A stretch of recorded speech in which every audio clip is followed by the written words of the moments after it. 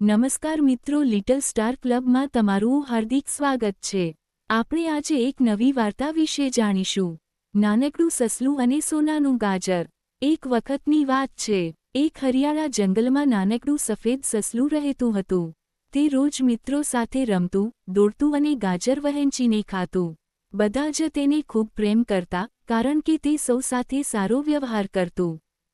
એક દિવસ સસલાને ઝાડની નીચે ચમકતું ગાજર મળ્યું। આ ગાજર સામાન્ય નહોતું, તે સોનાનું ગાજર હતું। સસલું ખુશ થયું અને વિચારી રહ્યું, હું આ ગાજર એકલો જ ખાઈ લઉં કે મિત્રો સાથે વહેંચું? થોડીવાર સસલાને લાલચ આવી, આ તો સોનાનું છે, હું એકલો જ ખાઈ લઉં। પણ પછી તેને મિત્રો યાદ આવ્યા। મિત્રો વગર મજા શું?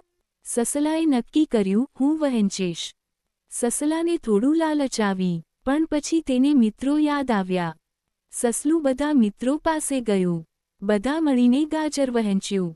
એટલામાં ગાજર ચમકી ઉઠ્યું, અને જાદુથી ઘણા ગાજર બની ગયા। બધા ખુશ થઈ ગયા। સસલાએ ગાજર મિત્રો સાથે વહેંચ્યું। બધા ખુશ થયા। આ વાર્તાથી શીખ મળે છે કે જે વહેંચે છે, તેને હંમેશા વધારે મળે છે।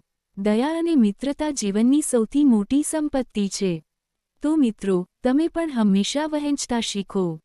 વહેંચવાથી ખુશી મળે છે, મિત્રતા સૌથી સારી વસ્તુ છે। તો મિત્રો, આવી જ નવી વાર્તાઓ અને નવું જાણવા માટે ચેનલને સબસ્ક્રાઇબ, લાઇક અને શેર કરો। ધન્યવાદ।